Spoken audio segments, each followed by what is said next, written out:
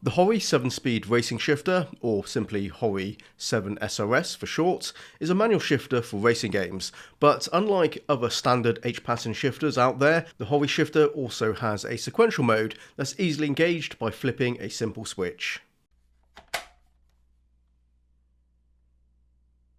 Of course, this is not the only shifter with two modes of operation, but it's not a common feature to be found on budget shifters, and this certainly makes the HORI 7SRS a more interesting piece of hardware for us to take a look at. In this review, I'll run you through a complete tour of the product, including a teardown, and then onto the track for testing and evaluation.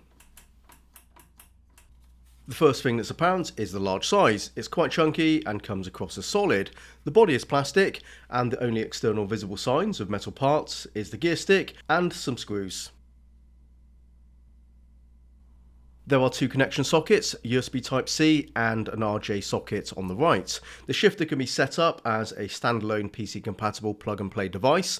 Alternatively, plugs into the HORI DLX wheelbase. I believe currently that's the only model of HORI wheelbase that supports a direct connection to this shifter.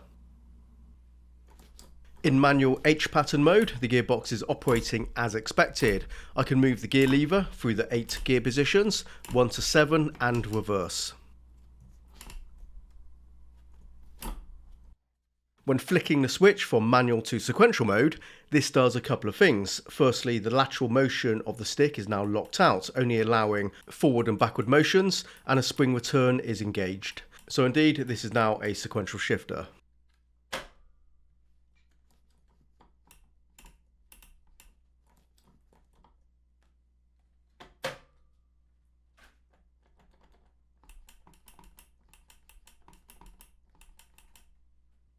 Also note the manual gear positions are recognised as different inputs to the sequential mode inputs, so there are no conflicts mapping the device in-game.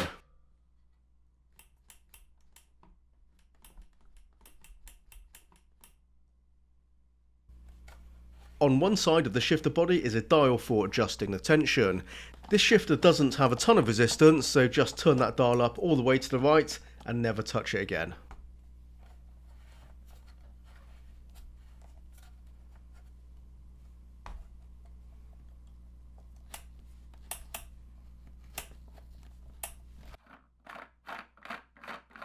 The clamp has a generous rubberized surface area to help keep it planted.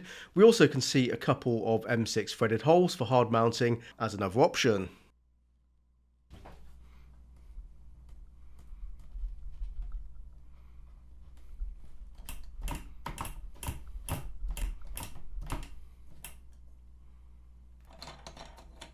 Unscrewing the gear knob, you'll find an M8 threaded rod, so you can easily replace it with an aftermarket alternative.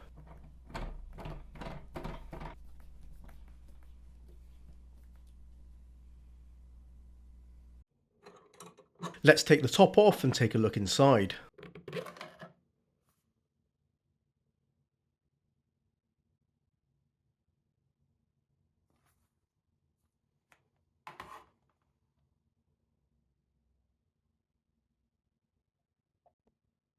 We have a metal frame, springs and plastic parts, plus electronics. This is as far as I plan to deconstruct the shifter. I'm satisfied there's enough we can see to get an idea of the material makeup of the mechanism. Looking inside, yeah, not too dissimilar to the Logitech driving force shifter or the Thrustmaster TH8S innards, where we see plastic parts reinforced with metal features.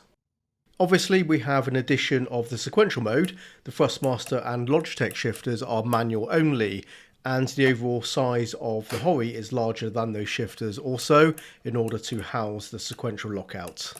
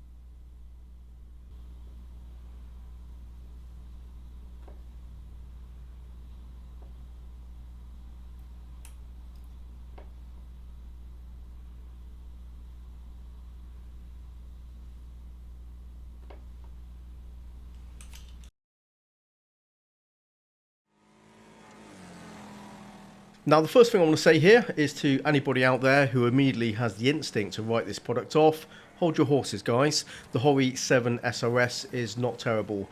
It's not perfect, so we do have a few things to discuss here, but I had a reasonable time using it, and I have to call it how I see it. Okay, let's get down to business.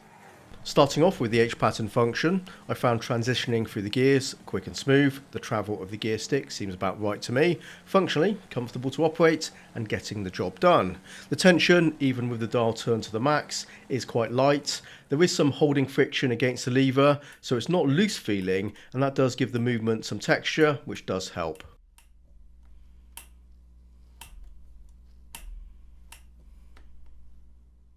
Where it lacks a bit is on the tactile element, or more precisely a strong tactile element. It's not absent completely, it's what I describe as a light bump when the lever moves in and out of gears. So there is something there, just not a whole lot of it.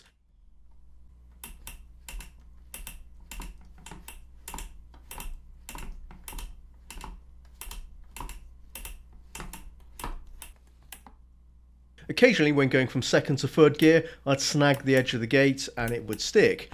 That's more on me than the shifter and attacking those gear changes with a bit too much aggression. I overcame this by being just more deliberate with the motion when shifting up and not completely relying on the lateral spring to centre the gear lever. I never needed to be delicate with the HORI. It feels robust and the table clamp has a substantial surface area for gripping the tabletop. There's no chance it will slip, even when hitting those gears with force.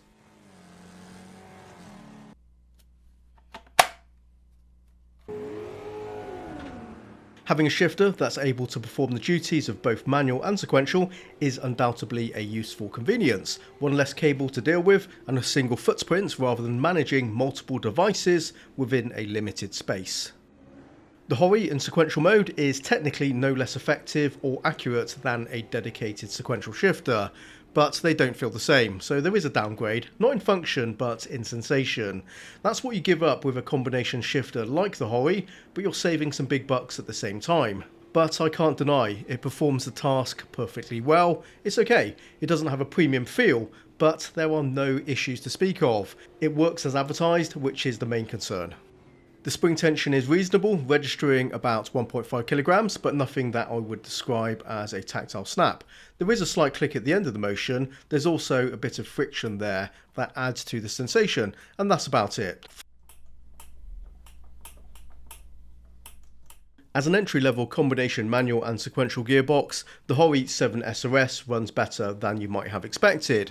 It doesn't disappoint, and neither is it pushing boundaries going above and beyond. It's not a fancy device, the tactile feel is on the basic end of the spectrum, but it handles the task in hand as it needs to, and the build quality seems up to the task. So it does tick the essential boxes, and that's what it offers, and realistically you can't expect more for $100. As for value for money, it's priced accordingly against the competition, so about the expected price point if you're shopping around for gear like this. Right now, the direct alternative being the SH8 shifter, a similarly priced combination manual sequential device. That's one I've yet to sample, but I do plan to in the future, so stay tuned for that. There are more premium dual-mode shifters out there, but they start out at more than double the price of the HORI, so it can get expensive. You get what you pay for. Okay, so the HORI 7-speed racing shifter, it ran well enough for me. I really can't complain. It's not amazing, but neither is it HORI-BLE. And that's my verdict. There you go, we'll end it on that one. Thanks very much for watching, and until next time, happy simming, and bye-bye.